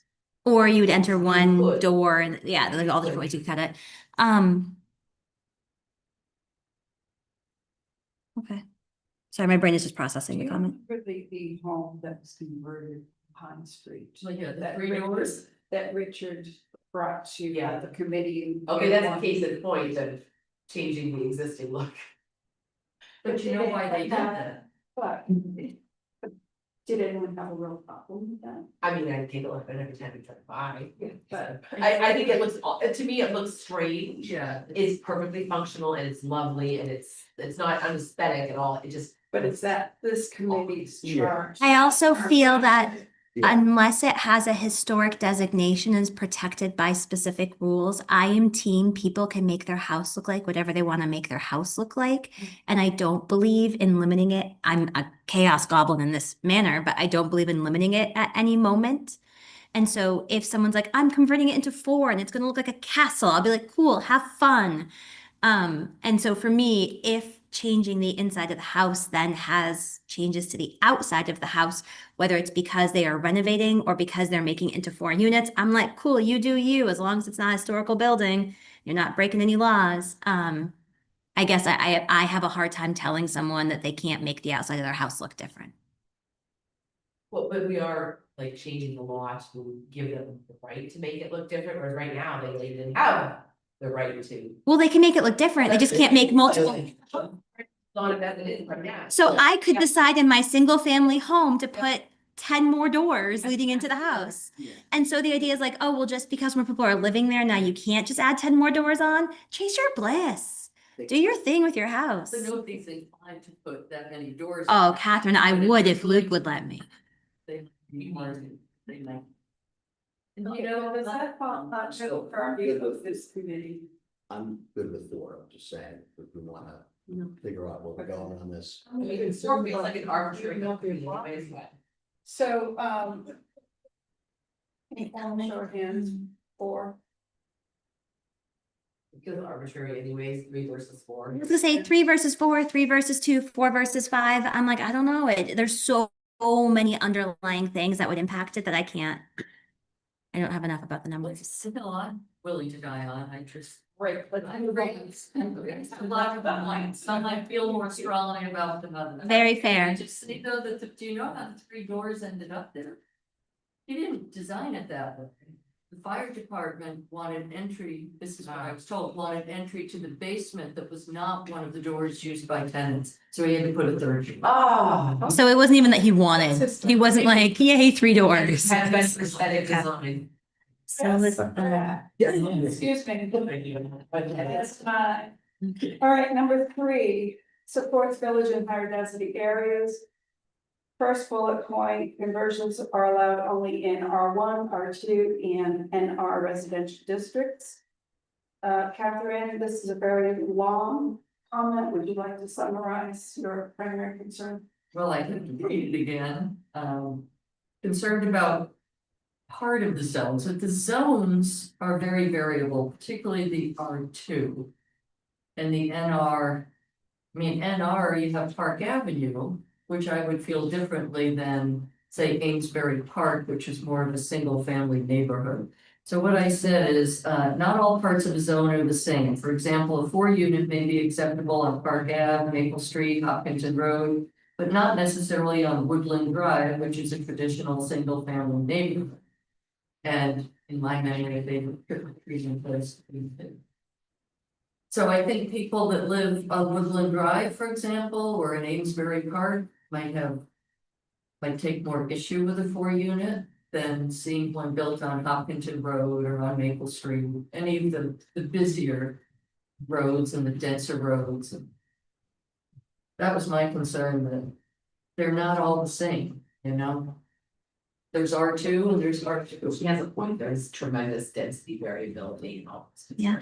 And we're looking at the district by district impact summary, right? Is that where Yeah. yeah. I mean, if you say R2, you're including all of R2, and I just had a concern about parts of R2, maybe not being the ideal place for 4 units, whereas other R2s would be fine. And is that where the special exception comes in, or is this not in R2? If you say it's allowed in a particular Yes, district. there is a special exception in R2, Yeah, so I'm looking at the district by district impact summary and page 3. on page 3. Yeah, Oh. And it says it's not allowed in R4 and R3. And would be by special exception, sorry, not allowed in 3 districts, and then by special exception, all other districts. There isn't any district where it's just by right. So I was wondering, like, are you saying like take out R2? Or are you saying like, let's just put that asterisk saying, hey, special exception means like taking a real look at where in the district it is? I think it goes back to that conversation about special exception to special negative use. Yeah. I might prefer to take out R2 and to see it more like on Park Avenue, places that are more densely developed to begin with and have, well, R2 probably has all paved roads, but fewer single like family neighborhoods. Special exception to be frank. I'm Yeah. fine with special Yeah. exception. I don't. That means neighbors have to come out and we can object, right?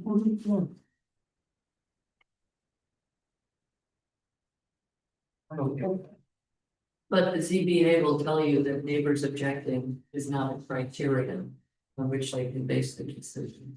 Correct. Doesn't mean they're not Follow the law. necessarily. You have to meet certain criteria, and if you do, That's right. They can't. tend to grant. However, they can put up enough fences to require different studies and everything, where finally it becomes too expensive to do anything, and the request is withdrawn. Right, but then that's an asking for. So, took a seat. I'm gonna have a hard time adjusting to this, that's all I'm saying. I don't have a filter anyways. Sorry, friends. Okay, so the next comment is on page 3, special exceptions process adds cost and uncertainty. Again, discussion about special exceptions, so I'm gonna lump that in with the previous discussions. More about special exceptions, I guess, then. No, Oh, okay. okay. Like, talk to the CBA or something. There is a comment that under this may slow down projects and add professional and legal costs. I feel this is exaggerated, especially for a special exception. Can add professional and legal costs when people need special exceptions, they oftentimes hire other people to do it for them. To increase their odds of getting it. Nobody has to, but No, it's. oftentimes develop. And that's why it says may, this may slow down projects and have professional. And let's But we do need to get rid of public hearing, because special exceptions do not require public.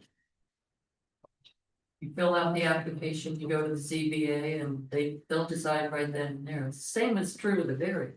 okay, you want to cross out public hearing? Yes. Okay.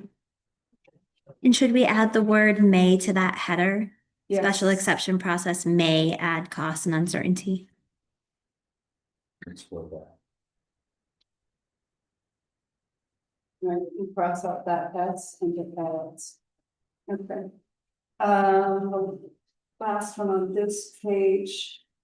Last one, period. Under R3, district by district impact summary, under protects traditional neighborhoods. The comment is rural character preserve. It should be described as R4 as well. I have no problem with that. Agree. It's consistent. And it ties into the other one as well. All right, does anyone else have any comments on this section? This packet? Lovely, we are done. All right then, so next on our agenda is housing committee appointments. So can I just ask, so what's the next step of this? I'm going to refine that. I'll distribute it to everybody for final proof, and we will incorporate it with a narrative to go along with it. Okay. I want to make sure that we are supplying the planning board with exactly what they're asking for, and that's why, you know, Seth, Dean is not here tonight, so I can't ask him exactly. What I took from the last meeting was that the chair is asking for an impact statement. So, yeah, So, kind of like a cover note just to go with this. Instead of just handing it like this, a cover note to short summary. Have everyone review it, was it, and then. And what is the timeline for this? As soon as we can. Right, so April. Yes. when is it? ASAP.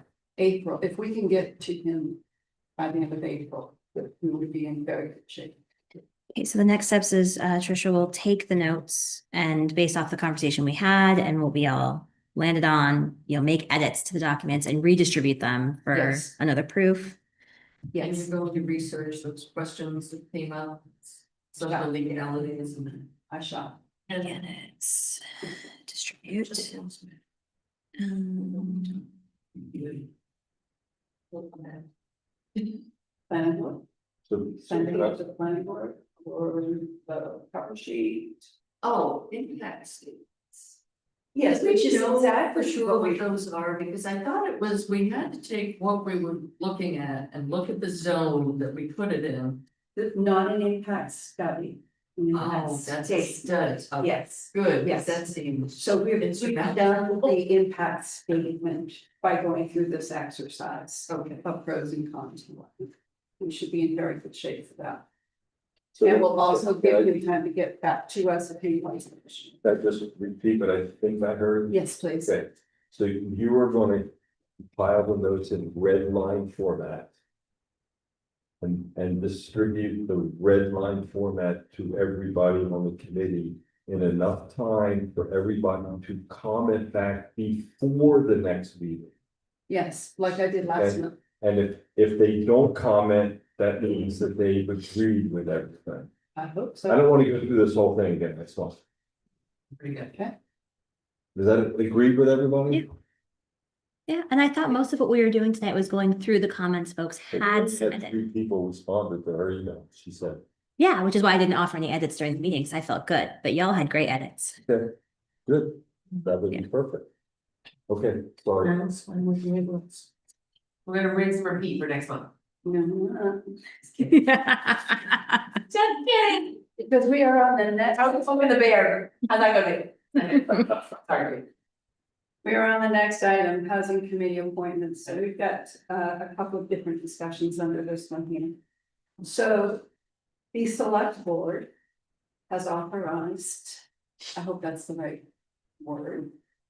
The addition of a new member to the committee to have a representative of the Hopkinton Village Precinct sit on this committee. I reached out to the HVP. And they have it on their agenda for this month's meeting, which is the third Thursday. I believe at 7:30 here. They will let us know who that appointee is. The appointee will be sworn in at the April meeting of the Housing Committee. After we vote on accepting that. Town Administrator Karen gave me an outline of the procedure in which we should do this. So Are they gonna? I reached out to the precinct. They said, sounds great. We'll let you know who we choose. That person will come to the meeting. We will vote that we accept this person. Not sure why, but that was the outline from Karen Robinson, Hamilton. And then Karen will be here to swear that person in, and they shall be a member of our committee. So if we're gonna vote, does that imply that we're like able to ask this person some questions, or is it just?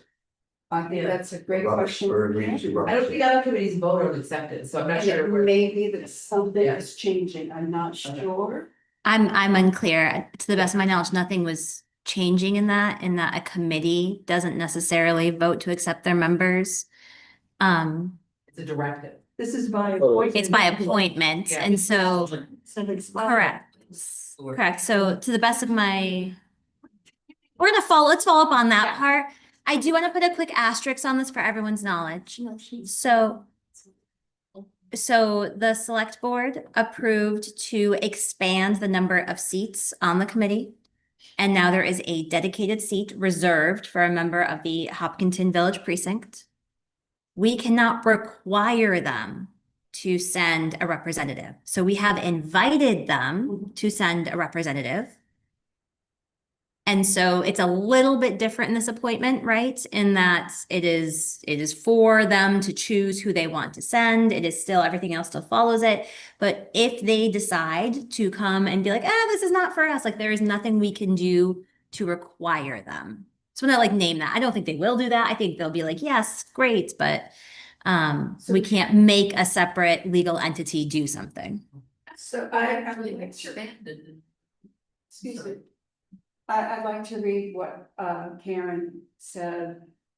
I think the process will unfold like this. The housing committee should vote to recommend someone to the select board, then it will go on the select board agenda. I'll prepare the oath paperwork for the board to sign in the meeting.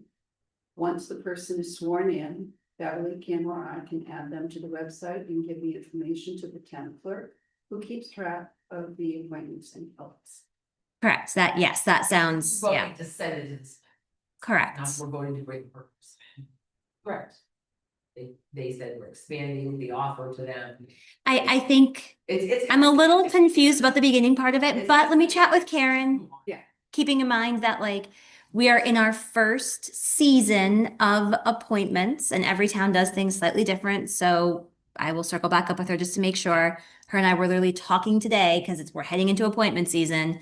And one of the things we're gearing up to do is get more information out there over the next couple of weeks for folks about what the committees are and what they do and how, if you are interested in being involved, now is a great time to raise your hand because we're again heading into the appointments that would kick off in May. So The person has to fill out an application. and they would do that as well as that. One of the things she mentioned is they'd fill out the paperwork, the application that goes to the select board. Yes, all that, yes. Good news. Thank you, Tricia, for doing that. Or.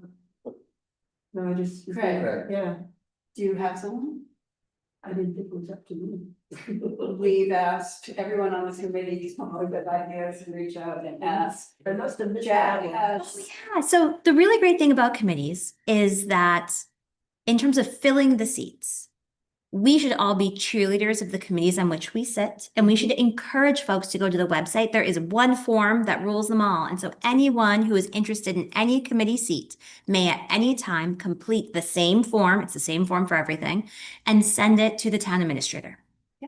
And then the town administrator brings it to the select board, and the select board on a rolling basis reviews any and all applications that have come in for seats. And if there is an open seat to be filled and the person is a fit. Shh. Shh. We need people. No, you're right, but I'm like, shh. No, but it's what I want to do. We do. My point to that is that I'm a nurse and I said, put me on the economic development committee, right? Yeah. It's like, not, but there were openings, there were 3 openings, I was like, this is. 100%. And so what I'm saying is right now we have a ton of openings in a lot of committees. And so if someone is interested on a rolling basis, we are doing that. Where we would like to get to is a place where during appointment season, we have, that would be lovely. But right now to what Amanda's saying, so anyone at any time can fill out the form to express interest in joining a committee. And when you fill out the form, you do have to specify what committee. You don't just fill out the form and say, put me on the committee. So I'm naming like the questions are generic, but they are generic to the committee. So you're talking about why that committee, what do you bring to it, yada, yada. and Jack is following up on lead, of someone who may be interested to fill that slot. Talked to him today, said he was gonna submit something. Excellent, excellent. Thank you, Jack. And this is going to be my last meeting as chair. It's been 3 years. It is time for someone else to jump in and chair and offer perhaps a different steerage or however I want to say it. A course or direction or guidance, whatever. I don't believe in holding on to a position for so long. People get tired. No, we- So- But if it's an unwanted position. Yeah, we appreciate it. So, it would be great if we have somebody who is interested in being chair. I have also had a request for someone to step in as secretary and take notes. Mr. Feller has been taking notes and typing and all of this for 3 years, and he needs a change of view. True. Will So you I- change positions? What's that? So I just wanted to let everybody know from my position what my plans are. And if you would like to speak to yours I've specifically, been doing it for 3 years, actually, John, or, Thomas. Thomas. Thomas was the first year, he didn't show up to many meetings, I ended up doing it, but then I stepped in, took it. I just think it's been long enough and we need to rotate, the position. So I totally appreciate your service and you guys want to make a change, but I wonder if you might like extend by 1 month because it may take time for people Oh, to figure out who our next chair, who wants to be next chair. I think it would be, if we're chairless at the next meeting, that would be a problem. So I feel like we need a little bit of time. I think I agree with that statement. Please, no. Okay. She's like, I wasn't prepared. I thought I was last night. I think that's a very fair point in my opinion. So next month will be my last month as chair. It may be for the few minutes until we vote. Okay. So, Are we voting tonight? Yeah, I'm not sure. You wanna vote? Yeah, I feel I'd like- to vote next. Yeah, give people time to think about this and decide what they are going to do.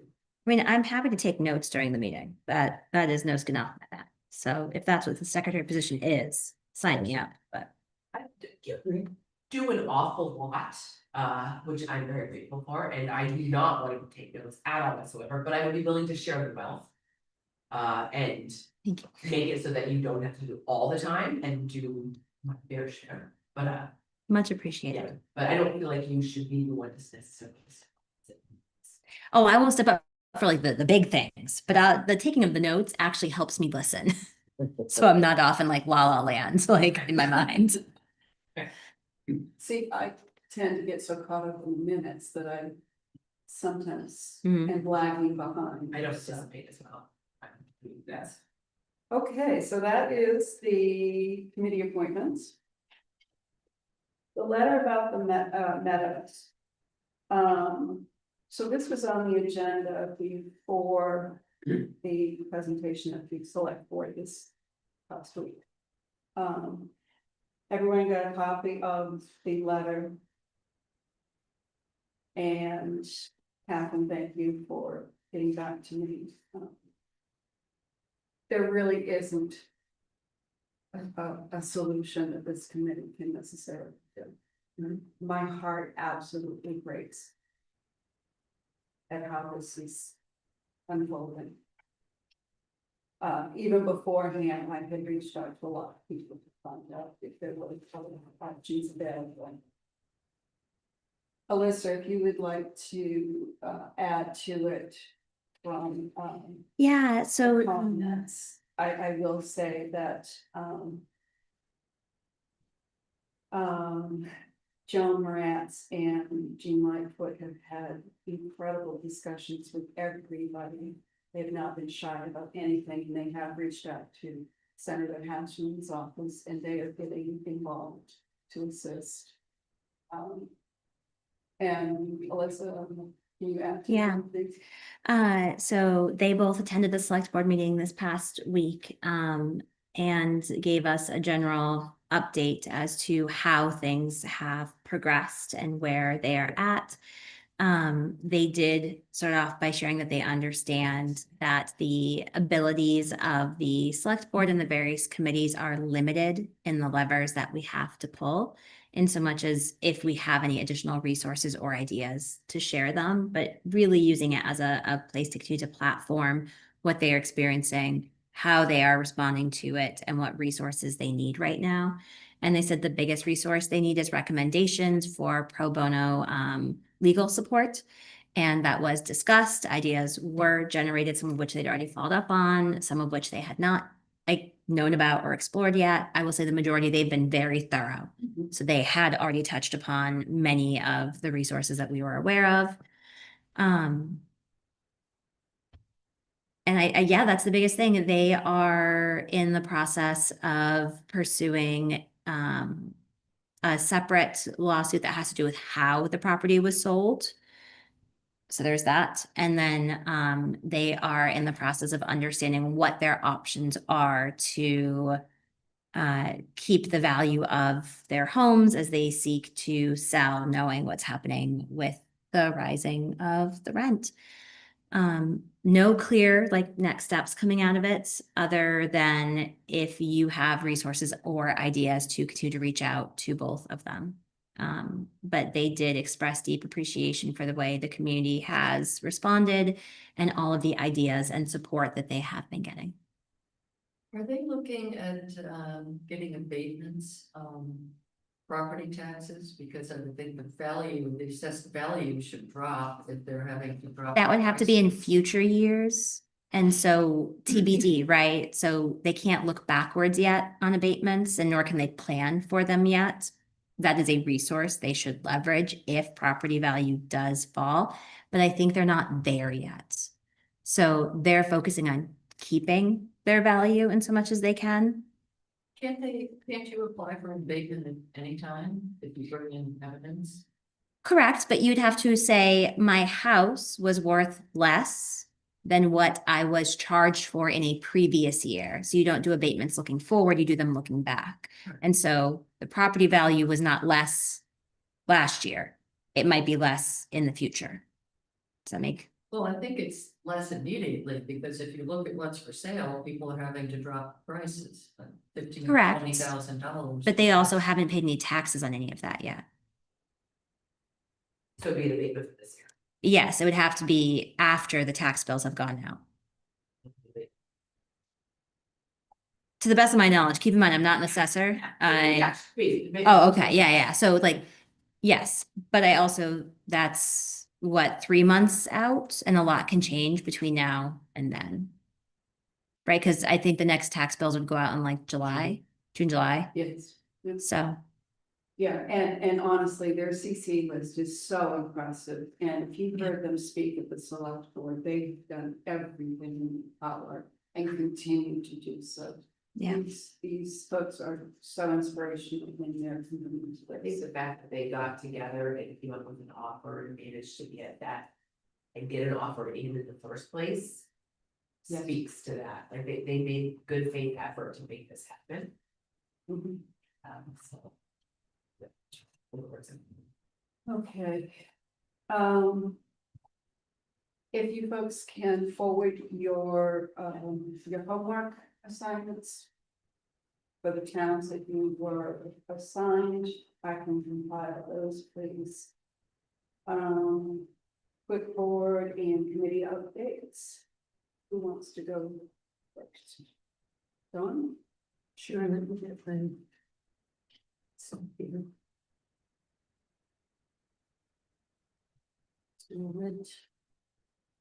In the town report, which you're probably most interested in, I think it showed the expenditures of the human services.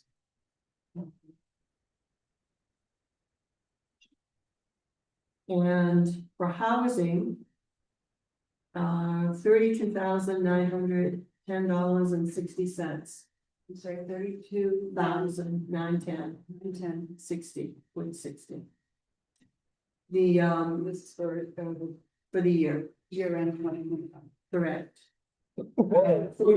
40,000 had been allotted, so paid under the 40,000. Can you tell us, is that mortgage help or rental It's help? both. It's I both. mean, do you have a breakdown? No, I don't, no. I asked for that, but I don't have it. May I ask a clarifying question? Mhm. As I understand it, the Health and Human Services Department receives a number of donations from folks in town seeking to help and support. And I believe that that helps offset the cost of all of that. And so I think that I'm trying to like square is the budget was 40, 32 was spent, but I feel that the actual number was higher than that, but offset by donations. Does that feel like a, In fuel, that. okay, heating fuel, thank you. That may be the case, because only heating and fuel, 5,000 was the budget and $260 was spent, and that's because we do get a lot of donations. The donations that come in are usually specified for Mhm. like the holiday baskets Mhm. or the food pantry, or heating and fuel. And whatever they're specified for, that's what they have to go to. Are you anticipating more need for heating with what's happened with the price of oil? Right. For this year, well, since 5,000 was allotted, and I don't have the new budget, it must be in the town report. We did not cut any of the welfare numbers when we did the operating budget. Okay. So, yeah, I don't get those either. I don't get the budget until the end. Oh, yeah, And yeah. I get what's spent per month, but I don't have it. I against- believe the operating budget is currently available on the website, but Okay. I could be incorrect. Okay. I hope it's on the website, dear God. It should For be this year. for this year, but Okay. for welfare, we didn't, as I remember it, as we went through the budget process from the operating, we didn't cut anything. Oh, I see what you're saying. I thought you said it wasn't there. No, I was It saying wasn't whatever we did cut. last year, we did not reduce Okay. it for this And year. this- So as you're this- thinking about like what the numbers are, they should be the Right. same as this past year. That was not one of the areas that we cut. So the payments for vendors, just if you want to know, is 1,500 for food, but we get a lot of donations for that.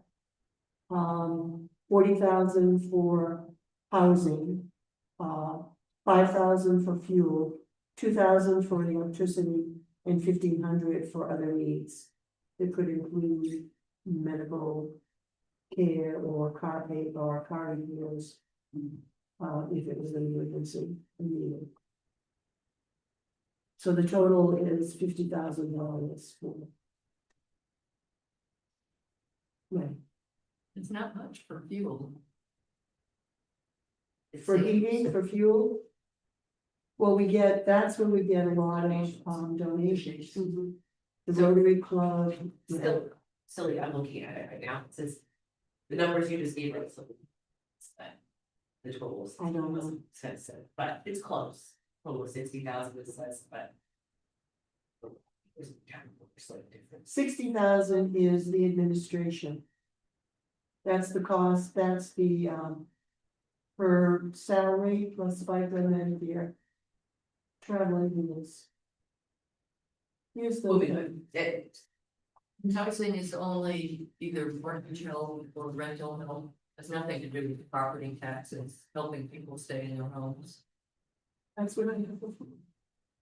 No, Catherine, that would be a That's basic fine. process. I don't think that there's like additional tax money out there. I believe, well, there's the, oh, you were. there are the credits that you can apply for. Okay. The veteran credits and then, and elderly credits. So there's the credits and there's the abatements. I don't believe that the Health and Human Services Department has a separate line item for assisting with property tax. I think you have to go through the abatement process. And if it's mortgage help. By statute of the town. When people sell their homes, they haven't really, I don't think they've ever collected it. But they can ask if you really pay. So. Just. Back in mind, Human Services Trust Fund. Has $29,000 in it, it's been sitting in there for, I don't know how many years, but it's been many years, and it's $29,000, just so. It's on our hit list for next year. We want to dive into the trust funds as a select board to understand why some money was put where it was and why it hasn't moved since then.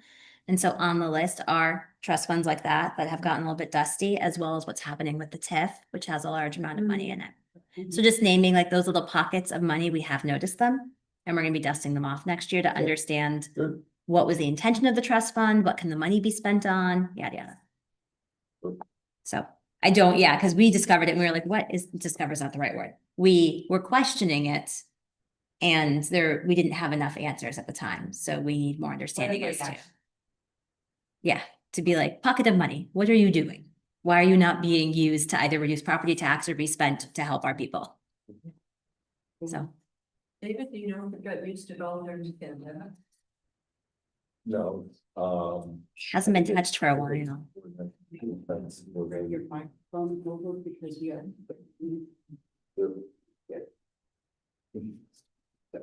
So if I can just go on, okay. Mhm. So the other thing, we are providing the people at Park Avenue, really enjoy bingo. And so we'll be providing bingo every fourth Tuesday there. We're planning a, April tea for them. So we are planning activities for Park Avenue and, the big rush of backpacks and then going into the food drive and then going into Christmas, that's over, so we're able to do some more things with those residents. And the other thing, we have also scheduled for June it is the recognition of the food pantry. And apparently with Melissa's help, there is, they're now able to go through the process of getting another Yes, Lisette and I have connected. nonprofit. And we are launching a new 501c3. We'll be reestablishing is not the right word, right? Because the previous one's been dissolved, but starting a new one and going through all of that. I'm waiting to hear from Lisette. Her and I connected last Wednesday, when I was over there, and she was going to be scheduling time with me, her, the volunteer coordinator for the food pantry, and then there was another person, because I'll be the paperwork person to help them get that finished. And I think we can get it done in 3 to 6 months, from start to finish. But yeah, I'm really, I know she explored a lot of other options before establishing a nonprofit, looking into fiscal agents and things like that to avoid this part of the paperwork, but honestly, I'm glad we're just gonna finally move forward and get it done. So, yay. Excellent. Thank you. Put an update. Community and economic development. Committee, CEDC, but last night, and I'm starting to get very stupid right now, so, I met last, I think my notes are right now. So I have a headache, I'm having trouble thinking, so, we had 2 wonderful business leaders come in, as we do every meeting, we have been inviting one in. We had Cross a Little Doors, and that's by Carrie. And we have compiled a, document of all of the business leaders that we've had come in the last year and a half. That is going to be reviewed this month by all of us there, and then we'll distribute it to as many people as we can in town, because we've learned a lot about the current businesses that we have, and we'll continue to invite people in, but it's basically a concept of we have limited space for development to town, and the TIP district is kind of going, without a leader, someone to do the heavy lifting, because we still don't have a paid employee. And we're not really doing much for development, right? So we are working hard to continue to promote the small businesses that we have, and so we've got some valuable suggestions for changes in the future. Something we had last night, the welcome pack apparently used to be a thing, right? Like that, a welcome brochure, like, so. Yeah, so, somebody in the, somebody didn't even know Carpets by Carrie exists, and she said that she's having a hard time reaching new younger people in town, because legacy people are selling their houses and leaving, and the new people will just call somebody they found first possible off of the internet. So we need to try and find a way to really put. So that's kind of where we're focusing at the moment. The select board is reviewing again the job description next month, so hopefully something in the works for that will be April area-ish. Whether that be posting, probably not, but at least they are solidifying job description. And the phase 2 I told you about last week of the water is still just sitting in the pit. Excellent. Okay, Well, just to tie a couple pieces together, select board, we've been having these marathon 4 or 5 hour meetings, because as you can guess, there's just so many things going on at this exact moment. But among them is we've been spending a lot of time both in person, but then also independently on the CEDC job description and how important it is to get a role filled and get this work moving again. And it's been an evolution as we've talked more about the community aspect, what is missing, the idea that we don't have a robust way of connecting businesses and residents and all of that, but also identifying some of the strategic work that Anna did naturally, but wasn't necessarily a part of her job. And so how do we evolve the way we think about this role to do more of those things? Because a little part of the discussion last night. Yeah.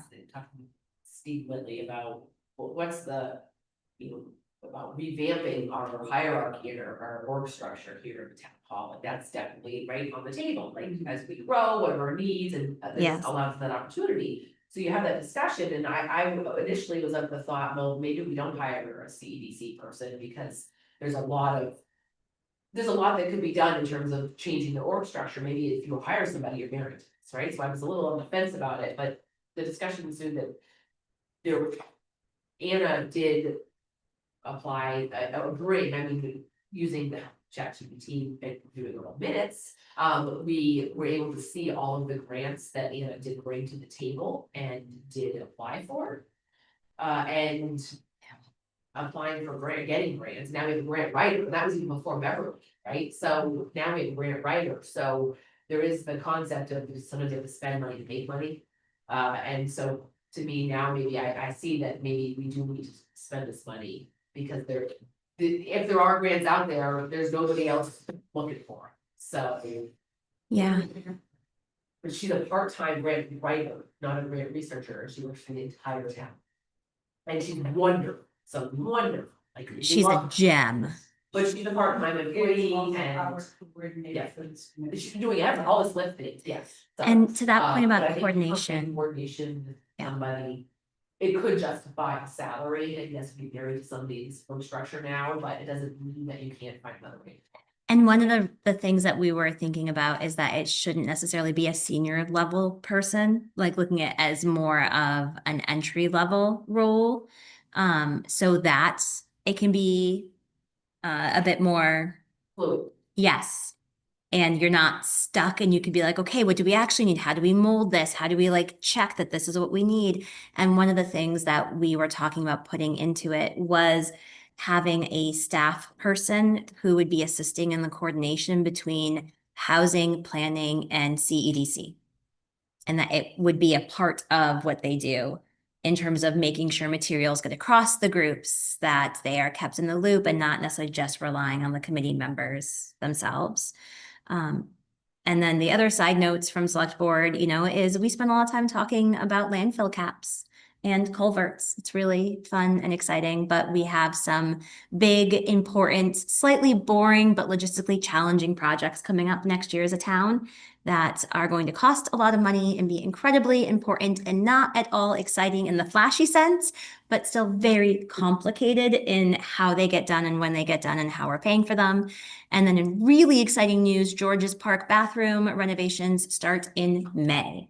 So it is finally happening. The DPW is going to be fixing up the George Park bathroom. The rest of George Park is not moving forward at this exact moment. Park, sorry. The athletic field attached to the. Behind them. Yes, the one that the school uses, but the town owns. And so there is a plan that was developed many years before I was involved. And the plan itself is going to be re-looked at next year. But in the meantime, we have heard loud and clear that the bathrooms are horrendous and not pleasant. And so while we are not like pursuing the whole kit and caboodle at this exact moment, as we understand like the different feedback we've been getting from different folks, at a minimum, we're like, we need the bathrooms to be habitable. So that is happening. Dan thinks he can do it for the original budget of 200K or less. He came back to us initially and said, oh, it's gonna be like 250, and we budgeted 200. And then he recently came back to Karen and said he thinks he can do it for under 200. And so we are thrilled with that. And yes, did we talk about potentially like canceling it because of all the other things coming up? We did, but then we're like, like this was supposed to happen this past year. This was already supposed to be done. Let's just get this done so that the many people using George Park can have a place to pee that is not horrible. At the end of the day, like there's no fancy way to say it. So, yeah. Can I report on Conservation Commission / planning board very briefly? Sure. There's been a real uptick, and some of you may know, in conservation subdivision applications. So there's 4 house, 1 for Barrington Corner, Sugar Hill Road, 7 houses. There's been pushback from neighbors on that one, particularly since one of them is right at the corner, which concerned about traffic. And there's some concern that the way it's being developed is not necessarily in the spirit of what was written to be a conservation subdivision, which people, I think, envisioned as a road going in, houses clustered together, and then the rest of the land being conservation, but this will be 7 separate house lots all on the road. So On Sugar Hill. on Sugar Hill, the planning board is, I think, going to be looking at the definition of subdivisions, conservation subdivisions. There's something else for Stonefield Road, I don't know the details on that one. Then the most recent one is Branch Londonderry Turnpike Road. Which I think is on Clinton Street. Off where? I think it's off Clinton Street. Oh, then it it's goes a into section of where Barron quarters, based on friend. Yeah. I had seen the listing, there was a house that needed a lot of work, or tear down. And maybe 24 acres of land, and you're talking about doing.